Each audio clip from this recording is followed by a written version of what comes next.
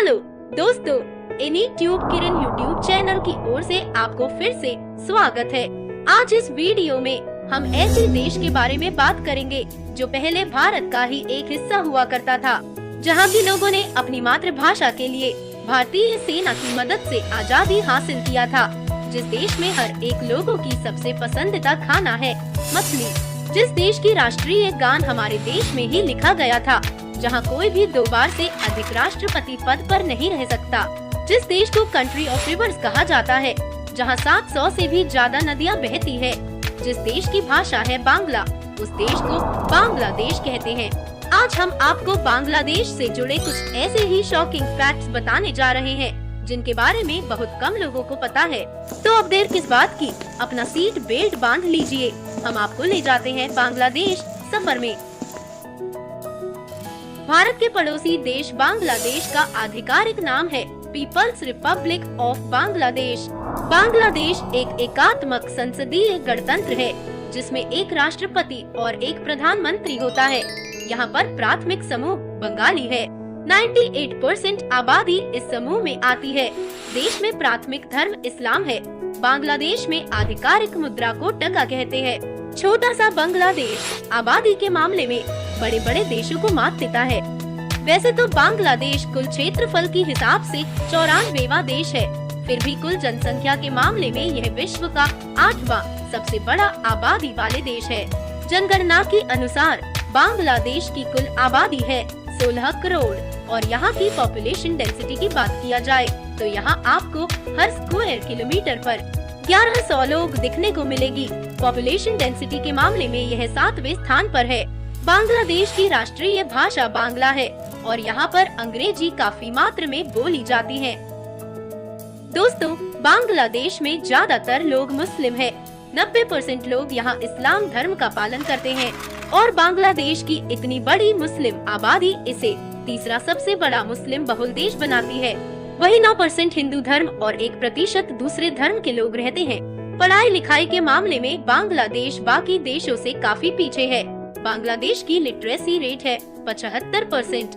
दोस्तों, बांग्लादेश भारत का पड़ोसी देश है, लेकिन पहले यह भारत का ही एक अभिन्न अंग हुआ करता था। जब सन 1947 में हमें आजादी मिली थी, तभी से बांग्लादेश का हिस्सा काटकर पाकिस्तान का हिस्सा बना दिया गया। बांग्लादेश दुनिया का एकमात्र देश है जहां के लोग अपनी मातृभाषा को बचाने के लिए कई साल तक लड़ाई लड़ी थी।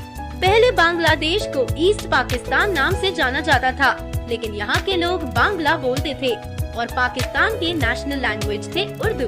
ईस्ट पाकिस्तान यानी बांग्लादेश में भी इसे जबरदस्ती ठोक दिया गया, जो यहाँ के लोग मानने को तैयार नहीं थे और इसी कारण से कई सालों तक लड़ाई चली थी। और बाद में साल 1971 में बांग्ला मुक्ति संग्राम के बाद भारतीय सेना की मदद से बांग्लादेश ने पाकिस्तान से पूर्ण रूप से आजादी प्राप्त की और एक नया देश बन गया। बांग्लादेश को पाकिस्तान से आजादी दिलाने में 15 लाख से अधिक लोगों को मौत के गले लगना पड़ा था। दोस्तों, बांग्लादेश की राजधानी ढाका दुनिया का 10वां सबसे बड़ा शहर है। बांग्लादेश भले ही गरीब देश है, पर ढाका आबादी समेत तमाम मापदंडों पर दुनिया का 10वां सबसे बड़ा शहर है, जहां की आबादी है करीब 1.5 करोड़। ढाका को मस्जिदों का शहर कहा जाता है क्योंकि यहाँ की हर कोने में आपको मस्जिद देखने को मिलेगी। उनमें से कुछ इतने आश्चर्यजनक है कि आपको तारीफ करने पर मजबूर कर देंगे। अगर खेलों की बात किया जाए तो खेलों के मामले में बांग्लादेश का सबसे लोकप्रिय खेल है क्रिकेट। बांग्लादेश में लोगों के बीच में क्रिकेट का अलग ही जुनून है। क्रिकेट यहाँ की हर एक दिलों में बसता है, जबकि बांग्लादेश का राष्ट्रीय खेल है कबड्डी। बांग्लादेश के क्रिकेट टीम ने बहुत कम समय में इंटरनेशनल लेवल पे पहचान बनाई है। टेस्ट क्रिकेट में भी बांग्लादेश को मान्यता मिली हुई है, जबकि यह टेस्ट क्रिकेट खेलने वाला एशिया का चौथा देश बन गया है। बांग्लादेश की इनकम सोर्स की तरफ देखा जाए तो बांग्लादेश की 80% आबादी किसान है जो खेती पर निर्भर है। बांग्लादेश चावल का बहुत बड़ा एक्सपोर्टर है। यहाँ 67% जमीन एग्रीकल्चर के लिए इस्तेमाल किया जाता है। बड़े बड़े ब्रांड्स की महंगी टी शर्ट्स या ब्रांडेड कपड़े जो आप खरीदते हैं, उनमें से ज्यादातर अब बांग्लादेश में बनते हैं। उनकी लागत इतनी कम होती है कि आप हैरान हो जाएंगे। इतना ही नहीं, दुनिया में जितने भी बड़ी कंपनियां हैं, उनका प्रोडक्शन बांग्लादेश में होता है। भले बांग्लादेश एक छोटा सा देश है, लेकिन यहाँ की गारमेंट्स इंडस्ट्री पूरी दुनिया में दूसरे स्थान पर आते हैं। नॉमिनल जीडीपी के मामले में बांग्लादेश दुनिया की 33वीं सबसे बड़ी अर्थव्यवस्था है और परचेसिंग पावर पैरिटी के मामले में 29वीं सबसे बड़ी अर्थव्यवस्था है, जो भारत के बाद दक्षिण एशिया में दूसरे स्थान पर है। बांग्लादेश दुनिया की सबसे तेजी से बढ़ती अर्थव्यवस्थाओं में से एक है। नॉमिनल जीडीपी के हिसाब से बांग्लादेश की जीडीपी है लगभग 411 बिलियन डॉलर्स। तकनीकी तौर पर बांग्लादेश की प्रति व्यक्ति आय अब भारत की प्रति व्यक्ति आय से ज्यादा हो गई है।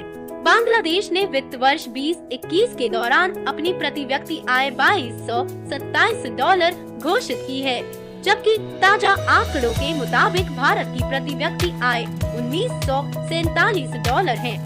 जब प्रकृति की बात आती है, बांग्लादेश में कई भव्य प्राकृतिक आकर्षण हैं। वास्तव में अमेज़न के ठीक बाद बांग्लादेश में ही दुनिया की दूसरी सबसे तेज नदी है। इसका नाम पद्मा है। सिर्फ बांग्लादेश में ही 700 से अधिक नदियां बहती हैं। इसलिए बांग्लादेश को कंट्री ऑफ रिवर्स कहते हैं। एशिया का 3 सबसे बड़ी नदियां गंगा, ब्रह्मपुत्र, मेघना बांग्लादेश से ही बहती है। हालांकि इन नदियों का जितना फायदा है, उतना नुकसान भी कराता है। इन नदियों के कारण बांग्लादेश में हर साल बाढ़ आता है, जिस कारण यहाँ के लोग और अर्थव्यवस्था को बहुत बड़ा नुकसान उठाना पड़ता है। लेकिन बांग्लादेश के लोगों ने कभी भी हार नहीं मानी है। इसी दौरान बच्चों की पढ़ाई में कोई नुकसान न हो, इसलिए बांग्लादेश में बोर्डिंग स्कूल कॉन्सेप्ट शुरू किया गया है, जो बांग्लादेश की बहुत बड़ी सफलता भी है।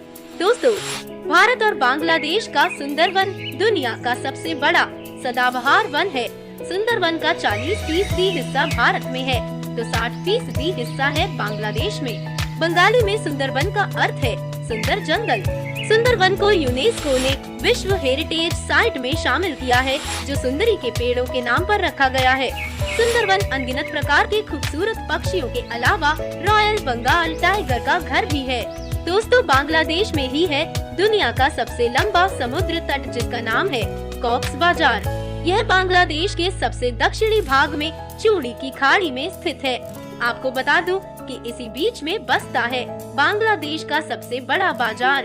120 किमी लंबा यह बीच सर्फ करने वालों के बीच काफी लोकप्रिय है और इस बीच को अगर आप पूरा देखना चाहते हैं तो आपको 2 दिन का समय लगेगा।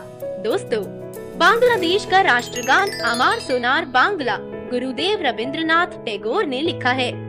गुरुदेव रविंद्रनाथ ठाकुर विश्व के एकमात्र व्यक्ति हैं, जिनकी रचना को 1 से अधिक देशों तथा भारत और बांग्लादेश की राष्ट्रगान रविंद्रनाथ टैगोर ने ही लिखा था। बांग्लादेश की राष्ट्रीय ध्वज को आपने देखा होगा।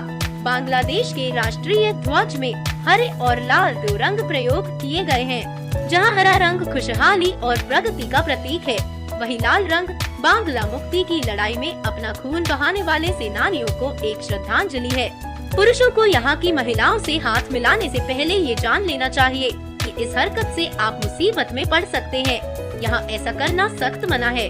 इसकी जगह पुरुष अपना एक हाथ दिल के पास रखकर झुकते हुए महिलाओं को सम्मान देते हैं। ज्यादातर देशों में 4 सीजन होता है, लेकिन बांग्लादेश में 6 पूरी तरह से अलग मौसम है और इसे कभी कभी मौसमों का खेल का मैदान कहा जाता है।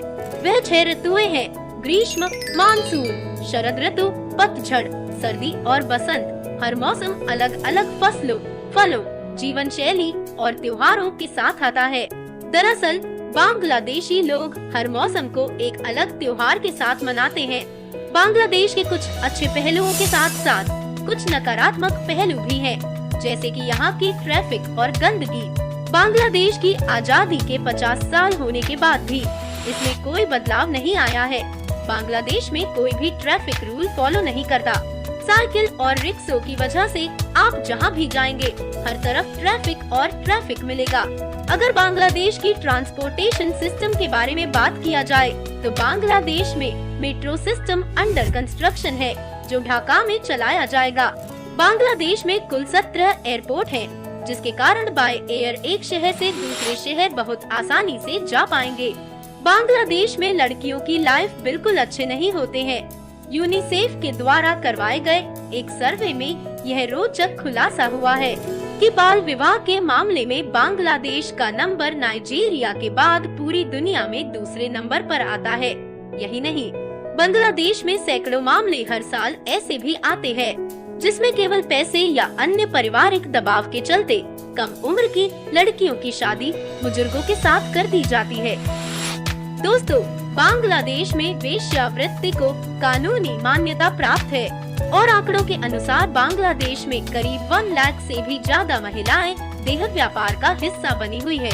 इसके अलावा बांग्लादेश में दुनिया का सबसे बड़ा रेड लाइट एरिया भी है।